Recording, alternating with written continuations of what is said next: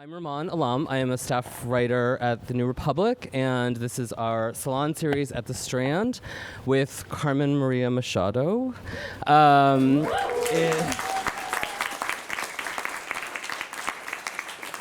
This is a monthly series that the magazine is doing in partnership with the Strand, and we're super excited about it, and it's really lovely to see so many people here, and our next event is in January. I don't know the date because I don't know it, but it's with Anna Wiener, who has a beautiful book coming out called Uncanny Valley, which everybody in this room should read.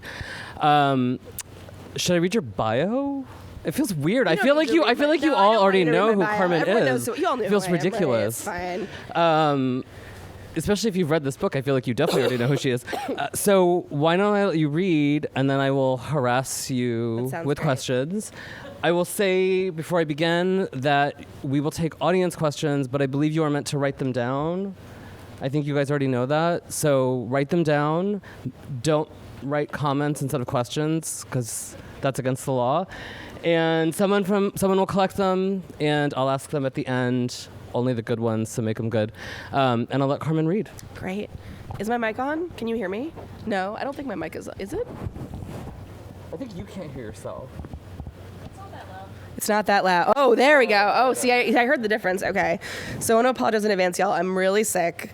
You get to see like my true like animal self. I'm like sniffling, sneezing, coughing. I'm truly disgusting. So I appreciate you all being here.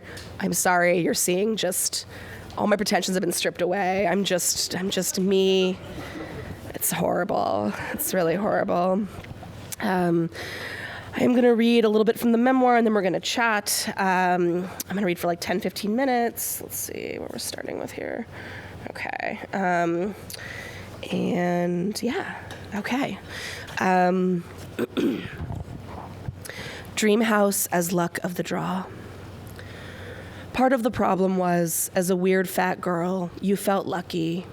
She did what you'd wished a million others had done, looked past arbitrary markers of social currency and seen your brain and ferocious talent and quick wit and pugnacious approach to assholes. When you first started writing about fatness a long time ago in your live journal, who here was on live journal? I miss it every day of my life. A commenter said to you that you were pretty and smart and charming, but as long as you were fat, you'd never have your choice of lovers. You remember feeling outrage and then processing the reality, the practicality of what he'd said. You were so angry at the world. You wondered when she came along if this was what most people got to experience in their lives, a straight line from want to satisfaction, desire manifested and satisfied in reasonable succession. This had never been the case before. It had always been fraught. How many times had you said, if I just looked a little different, I'd be drowning in love. Now you get to drown without needing to change a single cell. Lucky you.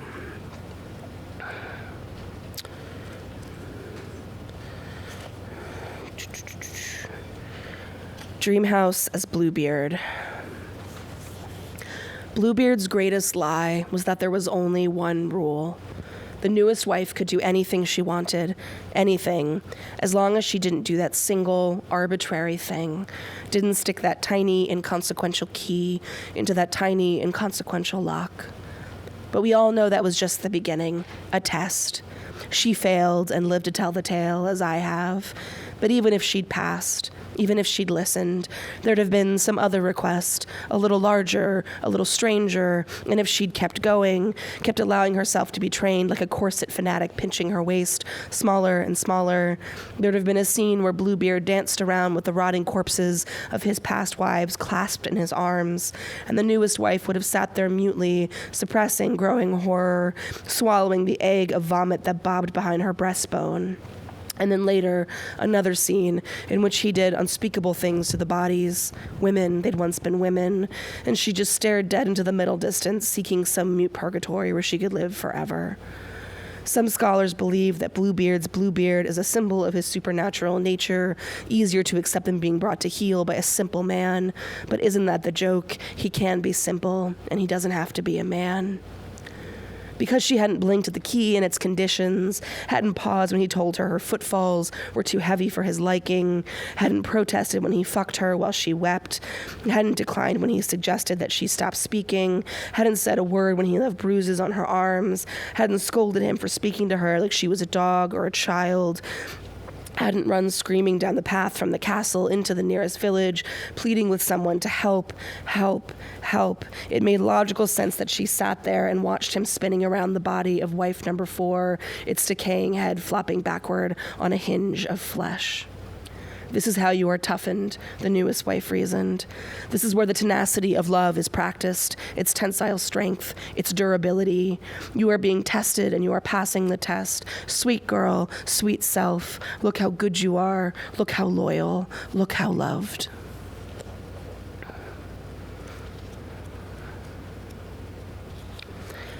Dream house as appetite. You make a mistake early on, though you don't know it at the time. You admit to her that you are constantly nursing low-grade crushes on many people in your life. Nothing acted on, just that you find many people attractive and do your best to surround yourself with smart, funny minds, and the result is a gooey, lovely space somewhere between philia and eros. You've been this way as long as you can remember.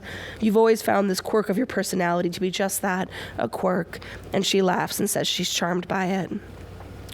Over the course of your relationship, she will accuse you of fucking or wanting to fuck or planning to fuck the following people.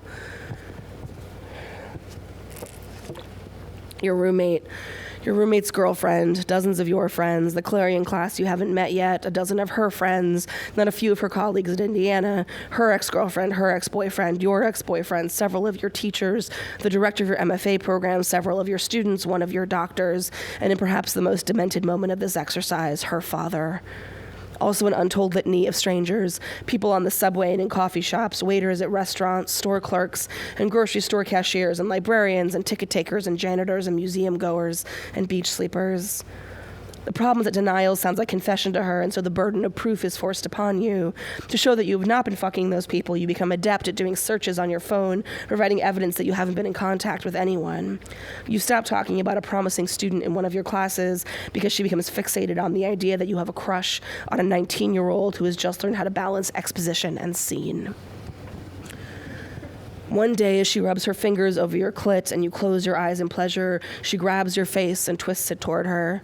She gets so close you can smell something sour on her breath. Who are you thinking about, she says. It's like a question, but it isn't. Your mouth moves, but nothing comes out, and she squeezes your jaw a little harder. Look at me when I fuck you, she says. You pretend to come.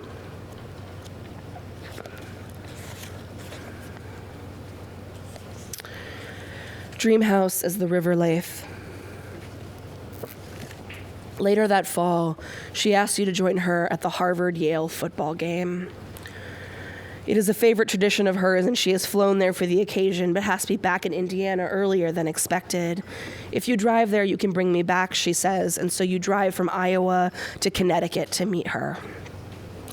And so after a day of autumn temperatures and flask sips and people in furs and expensive bottles of champagne rolling around on the muddy ground like Budweiser cans, you sleep hard in an uncomfortable hotel bed. The next afternoon, you prepare to leave. She is a reckless driver. Nothing has changed in that trip to Savannah, and so you get behind the wheel of your car without asking. You pull away from New Haven, alternating between the radio, conversation, and silence. You scoot down through Connecticut and New York. In Pennsylvania, the light drops away early, and rain glosses the pavement. Somewhere in the middle of the endless, hilly length of this state, the one you'd grown up in, she interrupts herself mid-sentence. "Why won't you let me drive?" she asks. Her voice is controlled, measured, like a dog whose tail has gone rigid. Nothing is happening, but something is wrong. "I'm okay driving," you say. "You're tired," she says. "Too tired to drive." "I'm not," you say, and you aren't. "You're too tired and you're going to kill us," she says. "You hate me. You want me to die." "I don't hate you," you say. "I don't want you to die." "You hate me," she says, her voice going up half an octave with every syllable. "You're going to kill us, and you don't even care, you selfish bitch." You selfish bitch. She begins to pound the dashboard. "You selfish bitch, you selfish bitch, you selfish." You pull off at the next exit and park at a gas station. She throws open the passenger door even before the car stops moving and stalks around the parking lot like a teenage boy trying to cool down before he punches a wall. You sit in the driver's seat watching her pace. The urge to cry is present, but far off like you're high. When she starts walking back toward the car, her eyes fixed on your face, you hastily unbuckle your seatbelt and run to the passenger seat. You don't want her to leave without you, and you're not sure she won't. Afterward, the drive is framed by wet, dark mountains. You remember going through Pennsylvania around Christmas the year before and seeing 18-wheelers overturned on the side of these same roads, their engine blocks blackened by extinguished fires, and cars too on the highway shoulder, casually burning. She goes 80, 90 miles per hour, and you have to look away from the climbing needle. The shadowy shapes of deer pass in front of you through curtains of rain. I am going to die, you think. You pray for a cop to pull you over, watching the side mirror for blue and red lights that never appear. You clutch the door when she accelerates, and when the car whips weightlessly over a hill. Stop that, she says, and goes even faster. Sleep, she commands, but you cannot sleep. Midnight comes. You enter Ohio, a state you've always found terrifically boring to drive across, but now your adrenaline makes your hands tremble in your lap. You drive past dead animals by the dozens, raccoons blasted apart by speeding tires, deer whose muscular animal bodies are contorted like that of fallen dancers. The rain slows, then stops, and you enter Indiana. In the final stretch, when she exits the main highway and takes a 2-lane county road south to Bloomington, the car begins to yawn to the left, kissing the double line, surpassing it, and then to the right, where the door passes within inches of a metal barrier.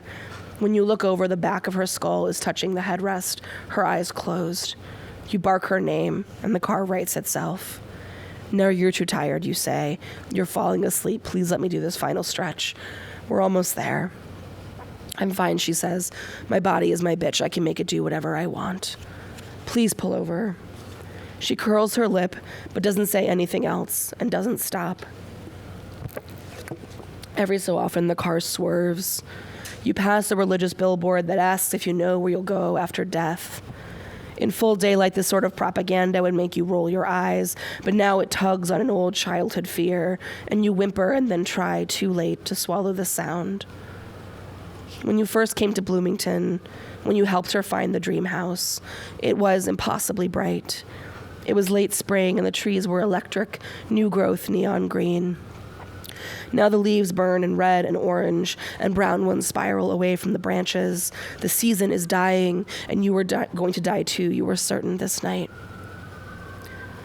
The car pulls into the driveway around 4 a.m. and sits there in silence. You feel like you're going to throw up. The leaves drop onto the car's roof, and the wind snatches them away with a papery scrape. Finally, she reaches to unbuckle her seatbelt, but you are watching the lawn. 2 dark shapes are crossing it, like dogs, but not. Coyotes. Sorry, I'm just going to wait for that to pass. I cannot compete with the siren. Coyotes. It would have been a lovely sight at any time, but in contrast to the night's terrors, it is so beautiful your face tingles. Look, you say softly, pointing. She starts, as if you've struck her. Then she sees what you see. You wait for her coo, for her sweetness. Fuck you, she says. She leans toward you and speaks directly into your ear. You say look without saying anything else. I think you're fucking up pointing out someone who's going to fucking kill us. It's the middle of the night. What the fuck is wrong with you? She kicks open the car door. The coyotes bolt for the trees. You watch her stomp through the dream house. Her silhouette is thrown up against a series of illuminated windows, kitchen, bathroom, bedroom, and then all the lights go out. You get out of the car and sit against the side of the house, putting on your winter coat backwards like a smock. The coyotes come back after a while, trotting casually across the lawn. Deer, too, and foxes, all paying you no mind, as if you are part of the scenery, as if you aren't there at all. You could go to bed, too, or you could sit at the table in the kitchen and watch the scene from behind a window pane. But that, you think, would be like putting this night in a museum, removed, too soon forgotten. Sit with this, you think. Don't forget this is happening. Tomorrow you will push this away. But here, remember. Your butt goes numb in the grass. The lawn is a theater of wildlife. Your little car, stalwart as any stallion, sits silent and bright in the driveway, finally cooling down from her long drive. Birds titter early morning Morse code from the trees. A gaggle of drunk students crest the hill at the edge of the golf course and stand there looking at you, perhaps believing you to be a ghost, before shuffling down onto the street. And in the same way the wrist rotates faster when the door latch is about to release, the pre-dawn night speeds up just a little before the day comes. And though it would not be until the next summer solstice that you'd be free from her, though you would spend the season's precipitous drop into darkness alongside her, on this morning, light seeps into the sky, and you are present with your body and your mind, and you do not forget. In the morning, the woman who made you ill with fear brews a pot of coffee and jokes with you and kisses you and sweetly scratches your scalp like nothing has happened.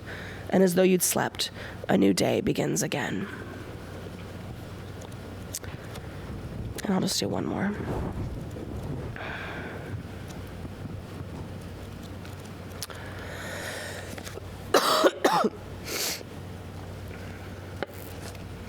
Dream house as natural disaster. I get bad heartburn. It's the Zoloft, which takes the edge off my anxiety, but brings along a bunch of awful side effects, like a good friend who can't shed a bad lover. Every so often, I take my nightly meds, and within a few minutes, feel as though a hot poker has been shoved down my esophagus. I chew antacids and walk to the bathroom. Often the pain or the force of neutralization makes me vomit. I become, functionally, everyone's favorite science fair project. When I bend over the toilet, I think a lot about how my heart is a volcano, like that quote from Khalil Gibran. It's dumb, but it moved me, and I'd written it down on a Post-it note that I stuck on my desk. If your heart is a volcano, how shall you expect flowers to bloom in your hands? It stayed there until a bad day, working on this book, when I suddenly loathed the quote with every ember of my being and crumpled it up and threw it away. Reader, listener, do you remember that ridiculous movie Volcano, the one with Tommy Lee Jones? Have you guys seen that movie? Do you remember how they stopped the eruption in the middle of downtown Los Angeles? They diverted it with cement roadblocks and pointed fire hoses at it, and we routed the lava to the ocean, and everything was fine. Sweet reader, that is not how lava works. Anyone can tell you that. Here's the truth. I keep waiting for my anger to go dormant, but it won't. I keep waiting for someone to reroute my anger into the ocean, but no one can. My heart is closer to Dante's Peak of Dante's Peak. My anger dissolves grandmas and acid lakes and raises quaint Pacific Northwest towns with ash and asphyxiates jet engines with its grit. Lava keeps leaking down my slopes. You should have listened to the scientist.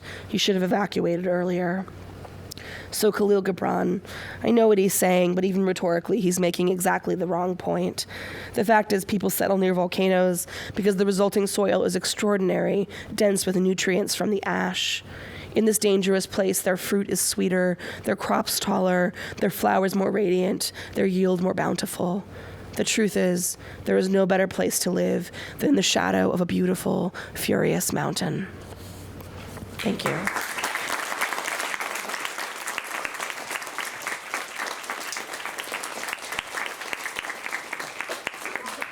Well, I know you're sick, but that was lovely. Thank you. Carson, I'm going to forget what time I'm supposed to stop unless you yell at me. So feel free to yell at me because I know that Carmen and I are just going to chat up here.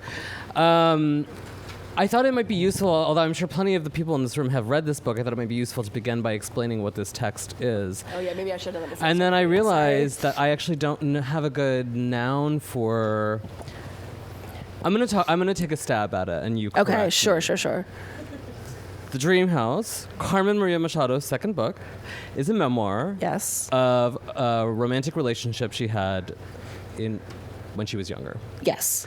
The book is told in discrete sections. And you're doing great so far. I have no objections. But what would you call those sections? Oh, chapters. Would you not call them chapters? I would call them chapters. I guess you would call them chapters, but each one is formally very different. Good chapters. And there's good chapters. The book is told in good chapters. It's a great synopsis. Interesting chapters. My first question is actually not about what you call this book, but I wanted to talk more about your first book was a book of stories called Her Body and Other Parties. And I wanted to ask you about the difference between the writing of fiction and nonfiction. Sure. And also, and maybe more importantly, the difference between publishing fiction and nonfiction that is about yourself. Totally, yeah. So, I mean, writing them is very different. I mean, even before I wrote the memoir, I wrote maybe like one essay a year because I feel like writing nonfiction is often about what you think. And I feel like if anyone's like, I know at all times exactly what I'm thinking, I'm like, I don't trust that. No. I don't trust that 1 minute. I feel like I never know what I'm thinking. I'm always, like, someone says something to me and I'm like, I'll get back to you in 3 years about how I feel about that. Because I feel like, I don't know, I just that's just the way that like my brain sort of works. And so like I would be a really lousy journalist. I'd be really lousy on a deadline. I am lousy on a deadline. It's like, I just never, So anyway, and so, yeah, the process of writing nonfiction is just so different for me. And it's just always a very, like a process of like deep, it's like I'm digging a pile in like the wet part of the sand and like it's kind of filling itself back in, and also I have no idea what's down there. It's just like a very weird process for me. Whereas fiction, I feel like completely free. I feel like even my fiction is about like really sad shit, but it's like I feel really playful when I'm doing it. I feel like I have like endless things at my disposal. If something's not working, I can just make shit up. Like there's just this sense of like freedom in fiction that I love. And nonfiction is like the worst formal constraint in the world, which is like you have to write about reality well, and you have to like do research and you have to like look stuff up and make it all sound good. And it's like, I'm like, how does anybody do this like for a living? I don't understand. But doesn't this book solve some of that by this is not a narrative that just starts with, when I was X age, I met this woman, and here's the story of what happened. Yeah, I got around it by just writing some like weird thing that I'm only Grey Wolf would publish. I'm just really lucky that I actually like. I think if I tried to sell this book first, I don't think it would have. I don't think anyone would have bought it. Honestly, like it was. I mean, I knew from the beginning the project was like really weird. The premise was weird. The structure was weird. The topic was niche. Like I felt sort of like I was really like fighting a lot of like uphill battles. But what's funny is like once I kind of came up with that concept, like the book came out of me very, not easily is not the right word, but it like the book suddenly made sense to me. Whereas like when I tried to tell it in a straightforward manner, I struggled for years because it just wasn't very interesting. That's so interesting to me because I feel that in your fiction also. Like, do you feel like form is God, how do I explain this? Like, to me, what you do formally in this book and what is happening formally in the stories in the first book is not dissimilar. No, it's not dissimilar, but it is. I mean, I feel like the story that's closest to this book is especially heinous in the first story, which is my Law and Order SV fanfic novella they let me publish. And I feel like that, like, right, and I remember, like, when I was writing that story in particular, I remember thinking that I felt, I don't go to the gym very much, but when I do go to the gym, when people go to the gym a lot, at some point, like, you can lift bigger and bigger weights, and at some point you're like, oh, I'm stronger today than I was yesterday. Like, something has actually changed in my body, and I'm suddenly able to lift, like, X pounds as opposed to whatever pounds. And like, I feel like when I was writing especially heinous, I could feel my brain doing that. Like I was like, I feel like I'm moving in some other place as a writer. Like, and I was really young when I wrote that story and like did not know what the fuck I was doing. And literally the whole time I was like, can I even do this? Am I even allowed to do this? But I feel like I was like tapping into something that I didn't quite understand about my own brain and my own writing. And so I feel like it was helpful to have that experience writing that story and then have to be able to tell this story where like, thinking of it, like, I mean, the way I usually describe especially heinous is kind of like a scatter plot graph, and I feel like this book is also like a scatter plot graph in a way where there's like, and there's like all the math that I know, but right, it's like all these little bits of data, and then like there's like a through line, like a best fit line, I believe is what it's called. Well, don't correct me if I'm wrong on that. I mean, it's literally the only thing I remember from all math. But I had a teacher, like the teacher I had, Kevin Brockmeyer, was a workshop instructor when I wrote especially heinous, and he described it as symphonic, where he's like, there's all these sort of pieces kind of moving together as one, but it's like not this sort of, it like needs all the bits, like it needs all the instruments to sort of do the thing. And I feel like this book is the memoir is very similar in that way. And so, so the form ended up working out. And then like the weird thing about publishing it also is that with fiction you can hide, because technically with fiction, if someone's like, oh, did this happen to you? You can be like, no, it's fiction. I made it up. Like I don't actually, but like when you write memoir, like you don't have that choice. Like you can't say like, you're like, I'm not just writing about sex. I'm writing about like the sex that I had. I'm not just writing about bodies. It's like my body. I'm not just writing about like people's sadness. I'm writing about my sadness and my pain and my grief. And like that is like a really different process, and I feel like feels different, and like writing it felt like I was peeling the skin off of me like one strip at a time, and now I've got a little platter of it, and I'm like just there's just a sense of like, oh, that's a beautiful metaphor. It's super gross. Sorry, sometimes I'm so sick. All I can think about is like disgusting body metaphors, but it's like there's just something about like it's such a different process, and honestly like I am marvel at people who publish more than one nonfiction book, because I'm like, my God, this is horrible. Like it's horrible to write it. It's horrible to talk about it. Like it's it's fine. Like I'm fine, but like it's really quite difficult. And I honestly, I don't know how people do more than one. I don't understand. When people publish like 2 or 3 memoirs, I'm always like, what happened to you? Like, yeah, you have bad luck. Like, right. Well, yeah. And I guess like, I'm fairly young, like time will tell, but I certainly have no plans of writing a book like this ever again. As I was writing it, I was like, what, can I not write this book? And I was like, well, that's to give the money back. And that's like a whole situation. And I was like really deep into the process of working on it, and I was like, "Fuck! I know I have to like do it." She did it for the money. There you go. I did. Yeah. Let's be real. Yes. It's funny though that you say like you especially Heinous is a story in Her Body and Other Parties. And if you don't know it, that seems to narrate the television show Law and Order Special Victims Unit, which handles especially heinous crimes. And it's told in a series of pretty short paragraphs, I guess. So I see the formal relationship just in terms of the organization, but I see a relationship between, like a larger relationship between the other stories as well and the material in this book. Like, tell me more. Well, I think it's like your hobby horses. Like every writer has their hobby horses, and you're interested in magic and myth and folktale, and you're interested in sex. This book is very interested in sex. Don't give it to your mother. No, give it to your mother. Or give it to your mother, maybe. It's like, those are like the same territory is being explored fictionally and in the memoir. Yeah. And what's funny about that is that to me that says that the fiction actually does reveal you, even if you get to say when people ask you if this totally. happened to you. No. The fiction is totally me. And I mean, like, honestly, I don't think I'd even bother to say it's just fiction, because like anyone who's like read any interviews I've ever done or like has been an event of mine knows that like there's a lot of stuff from my life that's like in the fiction, but you can lie. Yeah. Like you can say it's just fiction. I just made it up. Don't ask me any more questions about that. And it's fine. Yeah. But like with the memoir, you just don't have like there's like a sheath, like a protective sheath that's like around fiction. Yeah. And it's like, and you just like a mucus member, and you just don't have that with nonfiction. You're just like, oh, it's just like it's just it's the thing. Right, it's like malpractice to lie in nonfiction. Yes, right, precisely. Yeah. But that said, like how, so I'm gonna read this part actually about. Weirdly, it's about A Star Is Born. Yes. It's about George Cukor directing Judy Garland in A Star Is Born. Cukor had Garland so worked up beforehand that she was sick, was physically throwing up. While he might have been rough on Garland, it was for a purpose, the purpose being to make the movie. And then you write, the scene is unnerving, the scene that he made her ill before shooting. The scene is unnerving, devastating, wildly effective. Were it not for my moral unease about the details of its creation, it would be difficult to argue with the results. This is a book that is born of a moment in your own life, not one moment, like a sort of long moment in a period in your life that was similarly very difficult.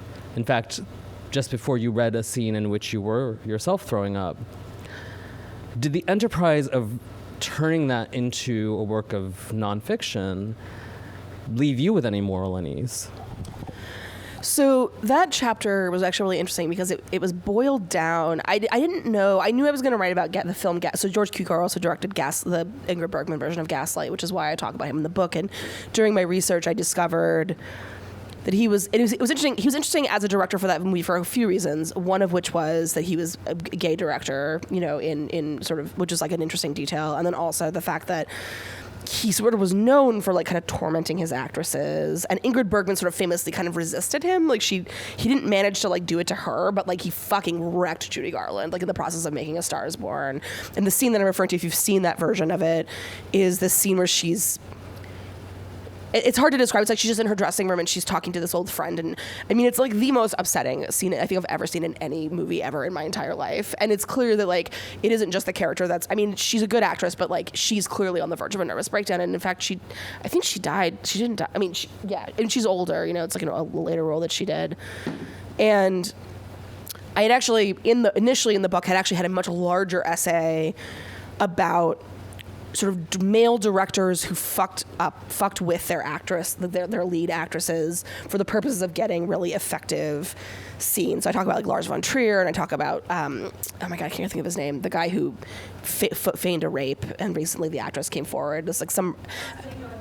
Yes, yeah. Thank you. Last Tango in Paris, where like she thought she was being sexually assaulted, and like, and like he was just like, oh yeah, we just like staged that to like make it seem really realistic that she thought she was being assaulted, and like, and so I was like, and I've been sort of collecting these stories about like male artists using women sort of for these ends, and ultimately the essay kind of got so unwieldy and didn't really. It kind of got too far away from the content of the book, and I ended up just being like, I'm going to talk about just George Cukor, and then I'm going to kind of, But then, of course, I was thinking about, because like the scene is really good, and like I like Lars von Trier's movies, like a lot of them, like they're really good. And so like, what does it mean to like, watch, consume art, or like think about art in which like somebody was like hurt in the process, and not just hurt, but like hurt in a way that feels so like sexist and so sort of specific, where it's like, you're not a person, you're like a piece of property that I could sort of manipulate to my own ends. So I feel like the difference between maybe that and my book is that I chose that for myself. That was a decision that I made about myself. Would I make it again? I don't know, because it was really horrible, and I was really a mess, and it was a very unhealthy process. And people keep asking me like, what was my self-care? And it's like, just don't do anything that I did. Like I was like it was not good. I mean, I was like a very, very bad place, and like.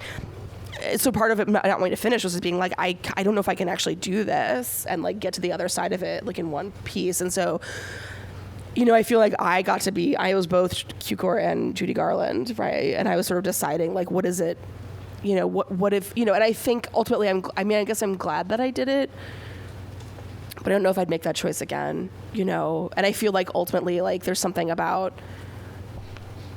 I feel like we talk a lot about like how there's certain like brands of like nonfiction.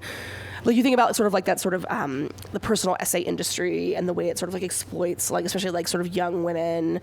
There's like sort of this like very deliberate sort of thing about like like milk the worst thing that ever happened to you for like clicks or whatever, and that's like sort of an industry that exists. Yeah. And I feel like that sort of thing was like on my mind, and like, what does it mean to write a book like this? And like, is it sordid? Am I like hitting some note that like I don't want to be hitting? Did you conceive of it as like an act of exorcism or therapy? Like what was the impetus behind like putting this on the page?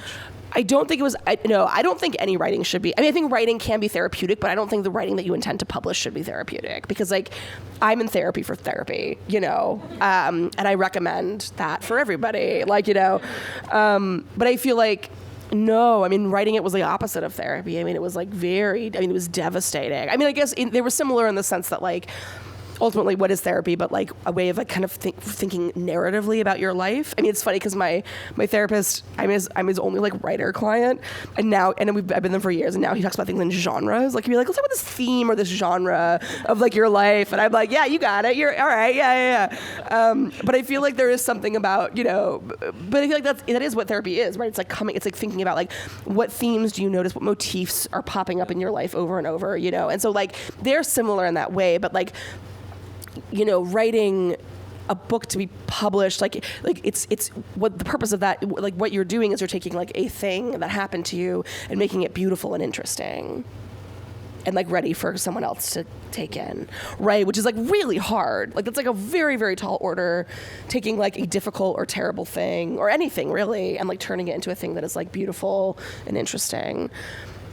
And that's the challenge, right? And I think as I was writing this book, I was like, I mean, is it beautiful? Is it interesting? I can't even tell because I was so kind of like in it. But then I was worried that it wasn't. I was like, if people read this and it's just like me like vomiting onto the page, like that's not helpful to anybody, and that's just like not helpful to me or any readers. And I feel like in a way the structure like contained the vomit, like it kind of like there's like little cups. Another beautiful metaphor. Yeah.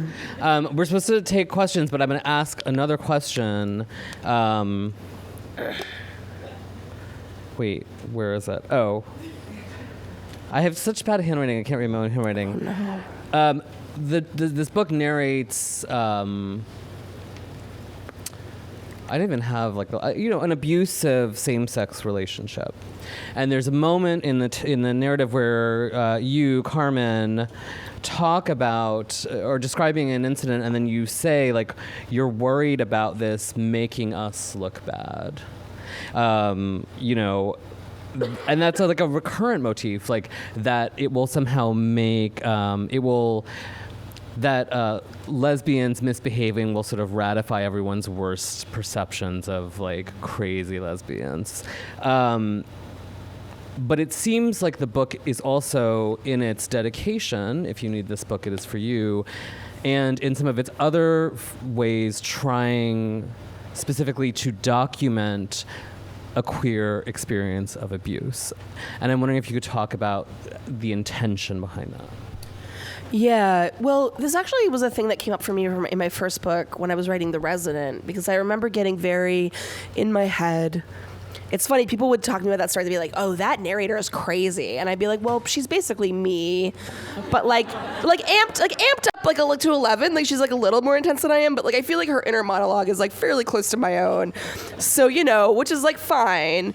But as I was writing the story, I kept thinking, and I took it to a very early draft of it to a workshop. And I remember this person in the workshop saying, like her kind of only note was like, I tire of Mad Woman in the Attic stories. And I was like, oh no.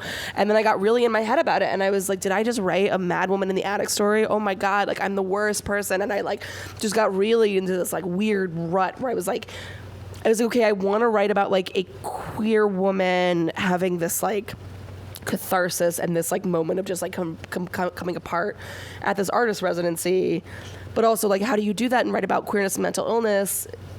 But like it felt almost shitty that like the fact that we had this history of stereotypes of like the lunatic lesbian then sort of cut me, a queer woman with mental illness, like off at the knees in terms of what I could write about. And that felt very like unfair, and I got like really mad about it. And then eventually I decided to like solve that problem by having the characters explicitly talk about it at dinner, which you can't do in every story, but I was like, I'm just gonna have them all talk about it over like meatloaf or whatever, and they just all like talk about like what does it mean to write a story like that, And I figured that would kind of like cover my ass enough that like I was like, just so you know, reader, I am also thinking about these things. Like it's not as if I haven't noticed. And so I feel like that was sort of how I figured out with that story. But for this book, it was sort of the same thing where I was like, I mean, I'm writing an entire book about like, like a real, and I mean, at the time this was all happening to me, this was like when like, marriage equality was like kind of being sort of, kicked around the United States. It was like happening in some states, and they're making it illegal. Like it hadn't, there was just like a lot of like movement. And I kept thinking like, and I'd met a lot of my relatives, my really conservative relatives. I met her, and I'd sort of done that as pointedly, been like, I would like you to meet my girlfriend. I'm gay. I'd like to meet my girlfriend. And then being like, oh my God, like how can I go back to these this is like not my problem. Like what homophobes think is not my problem, but also it kind of is my problem because they ran shit, And so like they still run shit. They still run shit, right? Exactly. So it's kind of like, well, like on some level it doesn't really matter, but also it does in the sense that like. And it becomes about respectability politics, right? And like, are we to show ourselves to be the best, to be perfect, to be flawless, And I talk in the book, I mentioned in a footnote, I talk about the white lesbian couple who killed their 5 Black adopted children. And it's like the reason that story was so provocative to a lot of people is that like we have these narratives about like no abuse happens when queer parents adopt children. And it's like, well, of course it does. Of course it does. Like not because they're gay, but because like in that case, you have like racism, and also just like people can be shitty. You know, people can be bad parents. In the same way that somebody can be a bad partner or like be like, you know, an abusive person. Like those things are not, like queerness is not going to save us. It's not some kind of balm that's going to like just you can cover it over everything. Like it's just a state of being. And I talk also about like queer villains, and it's like, yes, I understand that it's problematic that like we have this history of like the queer villain as like a character, like an archetype, but also like, isn't it freeing and beautiful to have queer villains, to say like, queerness does not equal right or good. It's just like a state of being. It's just like an existence. And I feel like it's the same way I feel about like fatness, where I feel like, you know, we use fat as like a shorthand for a lot of things, but all it is like it is a physical state of being. You know, it's a thing. And like to say that it is sort of, it equates something else is like so, it's just so ridiculous to me, and it just seems so obvious to me. But I feel like it took me like writing the whole book to sort of get those thoughts kind of like squared away in a way that made sense to me, and then it made me feel okay about putting the book into the world. You know, it was like having that like being able to like put that conversation in front of people. Yeah, telling the sort of unvarnished truth that we're not all, you know, perfect. Yeah. Towards the end of this narrative, you describe you're a graduate student when a lot of this is happening, and you describe a period of kind of creative explosion, I think is the word you use. And it seems like the work that you're talking about in that section is the work that your readers may know from Her Body and Other Parties. So there's a direct... You yourself draw that connection between a period of intense personal turmoil and a period of sort of creative, you know, awakening. Yeah. And I wondered if like that was difficult to face that reckoning, to like think about how something shitty happened to you, but something great came of it. And also just finally, you talk in the book, you describe your fiction as being broken apart because you yourself were broken apart. But then this narrative is broken apart as well. And so I'm wondering if you feel like that's the state of you as a writer currently. I'll answer the second question first, which is, I mean, yeah. I mean, I think one of the hardest parts about this book, writing this book and talking about this book, is realizing that like the damage is worse and deeper and far more long lasting than I had feared. Because I think before I sort of wasn't quite engaging with the state of who I was sort of in the echoes of this relationship and of this situation. And I think when I was writing it, I was very disturbed by what felt like these sort of echoes or these remnants that existed in me, this shrapnel that like I just couldn't get out. And that was part of what made it so hard to write. Was I think I was like writing and thinking like, I'm gonna come from this place of like, everything's so great, like my life has turned out really wonderful, like, you know, and which is like true, but also like coming to it and being like, I am still sort of shaped by this, and I don't know, and I don't want that to be true, but it is true. So I mean, yeah, so it feels as natural the book also fit into that form, you know.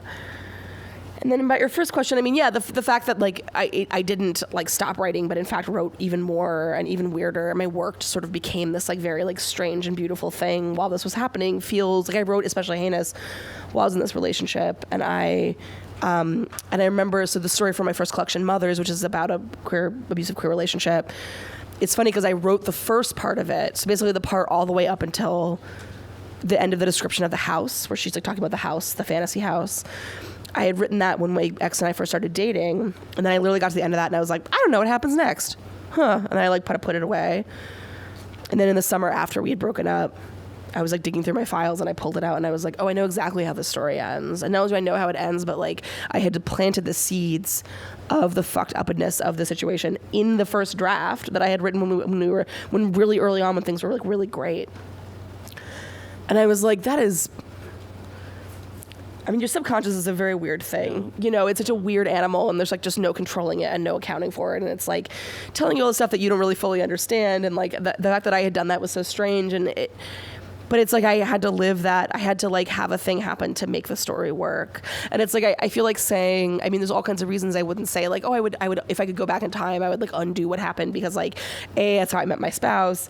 B, like it made me the writer that I am. Like I don't know what kind of book Her Body and Other Parties would have been if this thing hadn't happened to me. If like, you know, and I think that I mean, there's no way to know. Like it's just, but I think about that a lot, and I think the fact that like like recognizing that it was just a part of who I am, and like that I have to just accept that and kind of move on. Like, I mean, it sucks, but it's like, it is what it is. I don't know. So, I mean, I think it's one of the more interesting parts of the memoir is that you face that head on and you talk about your own ambivalence or inability to answer that question of like, you know, the ways in which you would have been better. It's really just the ways in which your life would have been different, and that's right, exactly. And like, who knows? I mean, there's, you know, it's like any question like that of like, would you go back and say? It's like, well, you just don't know. You don't know idea, and like, I mean, there's this really beautiful short story that I love by Kevin Brockmeyer called "The Human Soul was a Rube Goldberg Device," which is actually a choose your own adventure story that I modeled. Like, I modeled the story in Her Body and Other Parties on that story of his, or rather, sorry, there's like a choose your adventure chapter, and I used his as a kind of a model. And in that book, there's this part where he talks about just like, so like Rube Goldberg devices, I don't know if you guys remember learning with those when you were a kid, but they were like those, it was like, you know, to crack like an egg. The game Mousetrap. Yeah, like, the game Mousetrap, like but it'd be like, you know, so it's like you had to crack an egg. So like, you know, okay, you like set off a firecracker, it scares a dog, the dog runs in a treadmill, then the treadmill like hits a thing, and then like a ball rolls down, and then like, you know, and it's like this very complicated device, and then you crack an egg at the end of it, right? And so, and he talks in that book, it's like the human soul, like, you know, it's just sort of running through this like weird little track, and it's like getting kind of dinged and nicked and kind of, you know, going through all the things, and then eventually like it gets to the end, and that's like you, right? That's the person that you are. The cracked egg of you. Yeah, exactly. Not even the crack. Yeah, exactly. So I feel like that, and that actually is like, to me, like the most beautiful and sort of realistic way of thinking about human existence. How we all got here. Yeah, exactly. We have some questions from the audience. Somebody with very tidy handwriting asked, it seems that in the dream house seeks to fill in some of the gaps and elisions in a queer archive. Do you think fairy tales helped you to think through some of those gaps? Can you explain how you placed anecdotes in conversation with fairy tales? Yeah, so there's a lot of footnotes in the book where I use the Stith Thompson. The footnotes are not in the audiobook, though, just so you know, because I just established that with Carmen. Yes, they're not in the audiobook because they did not want, there was no way to do that effectively, so they just skipped over them. But in the printed book, there is these footnotes that take like sort of motifs that exist in the kind of scholarly material about sort of text, like fairy tale taxonomy and folktale taxonomy, and I use them sort of to reference like pieces of the book, and so, or sort of to break down or like categorize or put them in a sort of subgenre of folktales. And that was a thing that I was really interested in because I kept thinking about how one of the hardest things about writing a memoir about domestic violence is that sort of by definition, sort of naturally, those stories exist as cliches. Like they exist, like when you strip away the really weird details, it's always like there's a sort of cyclical structure to them. Often the details are very repetitive, right? And that's why it's so recognizable, not necessarily if you're in the middle of it, but like when somebody else is hearing it, you're like, oh, so like, you know, when I described this relationship to somebody like after the fact, they were just like, oh, you're just describing an abusive relationship. Like you're just describing a very, very classic, like in no way like deriving from any of the, you know, and it, like they sort of exist in this like space of cliche. And then the question is, how do you tell a story? How do you write a beautiful, interesting book when like the very foundation of the thing you're talking about is a cliche, you know? And like the person is coming from this, it feels like a handbook, you know, and like your reactions come from like a lot of testimonies. And I was like reading these testimonies of women going back to like the 80s, like lesbians who were interviewed and women who had been interviewed, and it was just like the same shit over and over and over. And I was like, I've said this, I've thought this, like, you know, I exist, nothing I've thought about this, any of this has been original in any way, you know? And that was really scary, because also then it was like, why am I even writing this book? Like, what's the point, you know? But I feel like what the taxonomy language kind of gave me was like a way of thinking about how even the stories that we have told ourselves and we've created like through the millennia, like they do fit into these like very sort of strange and obscure categories, but like doesn't like sort of lessen their power or like lessen their ability to like tell us something. And often it becomes just about like reframing them or retelling them or like, looking at them in a different way. And so yeah, I don't know. I felt like the fairy tale folktale sort of element was just very like interesting to me.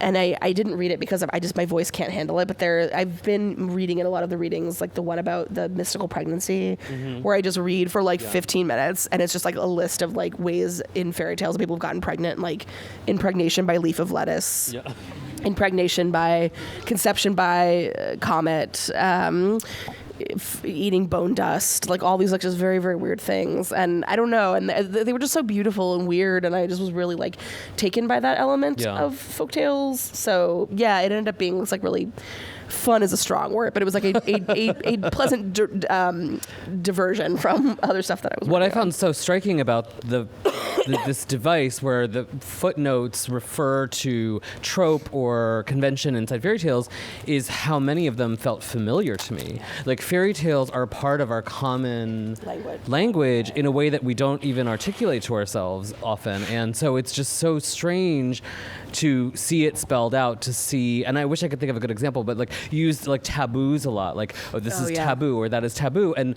there are ways in which like we even enact that today. Yeah. We say like, oh, you don't do that because it's some like folk wisdom. What was the that was really already answered. So are there any genres you might have wanted to include but that didn't fit into your story? Oh, there were lots. I mean, I had a list of hundreds and hundreds and hundreds of entries that never ended up in the book. Someone said to me the other day that like you should make like for the special edition of the book, you should have like a chapter that's just like the ones that didn't appear. And I was like, oh, that's a really good idea. Then everyone can buy a second copy of the book and I can get a new kitchen or something. But yeah, no, I had hundreds. I mean, so the book ended up having, I think it's 141-ish, somewhere in there, chapters. But there were a lot that I had put in my notebook that like, because initially when I had the idea to do it in the structure, I just sort of kind of like my brain just started like pouring forth like genre tropes and sort of things to do. And like and I could never use all of them. Like the book could have been 800 pages long, so I didn't want that. So I felt like, and there were some that like kind of repeated themselves because the tropes repeat themselves or they kind of they connect. And so there were some that like my editor was like, I feel like these two could just be one chapter and you could just put them under a single title. So there was just like there's stuff we had to do to kind of move it. I can't think of any explicit examples off the top of my head, but there definitely were a bunch. If I find that notebook, I'll have to like publish somewhere like a list of all the ones I didn't actually end up using. But, Our third audience question kind of repeated one of them. So can I ask another or are we out of time? Oh. Wow. Oh, way to advocate for yourself. Thank you. What? Oh, maybe I was confused about which question I was meant to ask. What was the most challenging part of the process of writing this book, and what was the most rewarding?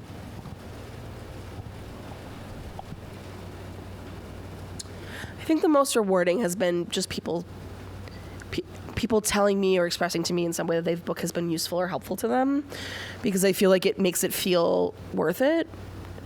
And the hardest part was, writing it. I mean, the challenge was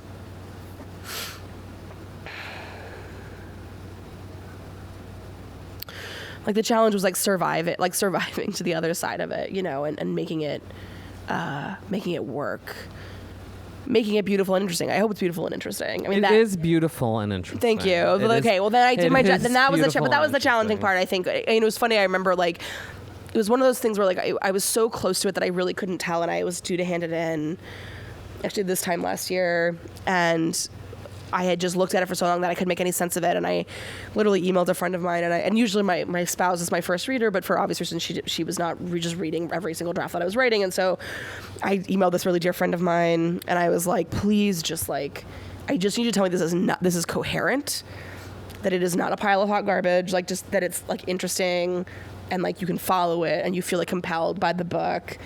Because I literally cannot tell. Like, I'm so in my own head, and I feel like it feels like nonsense to me, and I'm worried that it'll seem like nonsense to a reader. And he was like, of course. And then, like, I got an email, like, 2 days later. This is a beautiful email from this friend that was just, like, he had some, like, little suggestions, but he was like, this is gorgeous. Like, everyone's going to love it. And I was okay. I just needed, and I believed him. And I was like, okay, that's what I needed. I needed someone to just tell me that, and that was really helpful. So, I think just that closeness was really difficult. But yeah, I think what's been rewarding has just been people saying, or like I haven't gotten a lot of messages and people just being like, this helped me give some kind of perspective on something that happened to me, which is kind of like what I wanted, and it was like what I wanted from a book that I couldn't find when I decided to write this book, and knowing that at least it's helped other people, or it's like helped at least one person, makes it feel like it was worth the pain of putting it together. And that's really nice. So, I mean, you said earlier that sort of like every story of domestic violence sort of functions in the same way, right? That it's a cliche. But why is it that we don't learn anything from the repetition of that story? That's an unanswerable question. Yeah, I mean, I think there's a lot of reasons. I think,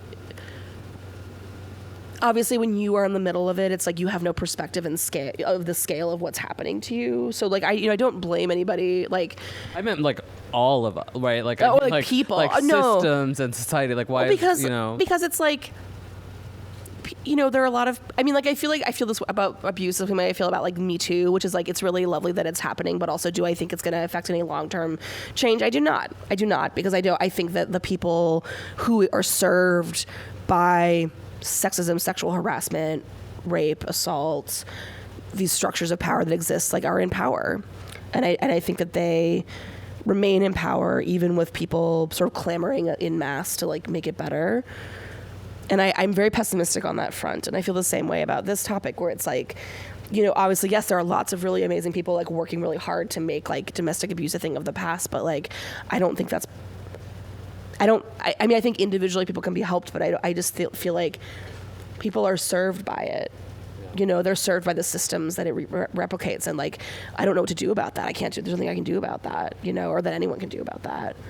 I mean, I feel like that's so cynical, and I wish I had a different answer. I don't. But I just don't. I just don't. I don't know if it's pessimistic as much as I think it's realistic. Like, yeah. I mean, I feel like, one of the weird things about writing this book is, I mean, one of the ways in which I think I acknowledge, I don't know if I would even call it damage, but like a kind of like change that has happened to me is I feel like the person that I was when I first met this person was like a fundamentally optimistic person about the world and about change you can make and about things that happen. And I feel like now I just like monologue to my students about like how fucked up the world is and how like people are just I don't know, like I came into class last semester and my students were sort of tee-heeing about this story that was in the news about like a Princeton professor who was like 75 who had married his 23-year-old student who had been his advisee. And they were sort of giggling about it because he's 75 and they were sort of, and I was like, wait, what's going on? And I was like looking and I looked up this article and I was like, okay. I was like, but you know what? This would be super gross even if he was like 30. Like it's I get that it's funny to you because it's like their age gap is so huge, but like this is fucked up regardless of the situation. And like, I don't know how to tell you or I don't know how to explain to you that like this shit happens all the time and like people don't take it seriously and like we exist, like institutions do not exist to protect people. They exist to maintain their own longevity. Yeah. And like if you when you realize that, it makes the world make more sense and it also makes it a lot darker. Yeah. Because you realize that like, when things happen or someone's accused of something and then it's just like, we're going to do an investigation. It's like all bullshit. Yeah. It's like everything, it's all these systems, all these structures, it's fucking bullshit. And like, no one has any incentive to act. All they care about is covering their own asses, and if they do anything right, it's by accident. It's because they're trying to cover their own asses, and like them doing something different is going to make that happen. Yeah. And like I don't want to believe that's true. I do not. And to say that to like my students who are like 19 feels like almost like I'm taking their innocence away from them. Like I'm so sorry, you guys. Like this is just fucked up. And I remember like I sort of monologued to them, and they were all just kind of like watching me. And I was like, and now we're gonna talk about the reading for this week. Sorry, there's no way to transition into that. But yeah, and I feel like that part of, I feel like also writing this book with me, we're sort of kind of fully embodying like this new realistic version of myself where I feel like I understand and I can see like kind of what's moving underneath in a way that I never could before. But I don't want to, I wish I didn't have to see that. I wish I could believe that that change is possible in these ways, but I don't think it is. And that devastates me. It's also like, and then you wonder if you would have just thought that with the wisdom of age, or if it's a function of what you personally lived through. Like, it's hard to know. Right, and it's like, I mean, if this hadn't, I mean, and I feel like I've also like seen, like even like I've seen friends go through.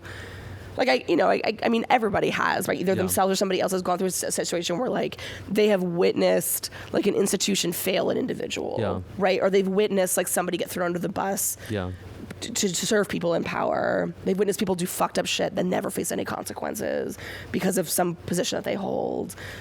Like Carl Andre, which you mentioned. Carl Andre, actually, so this is crazy. Yeah. So I mentioned Carl Andre in here, who murdered, he was found innocent of murdering Anna Mendieta, who was this artist, who was his girlfriend. He claims she jumped, and he threw her He pushed her out of a window. He pushed her out of a window. Just downtown here. Did you know he still lives in that apartment? Yeah. Oh, yeah. And I met with a journalist. You can see his work, and Yeah. Well, I met with a journalist this morning from The Guardian who was doing an interview, and she said, I've just been thinking, because I read your book, and I've been thinking about Carl Andre, and she's like, I interviewed Carl Andre years ago for some piece about some exhibit he was doing. And I met him in his apartment, and I realized it was the apartment where she had died. And I said, doesn't it feel weird to be in this apartment? And he said, yeah, but look at that view.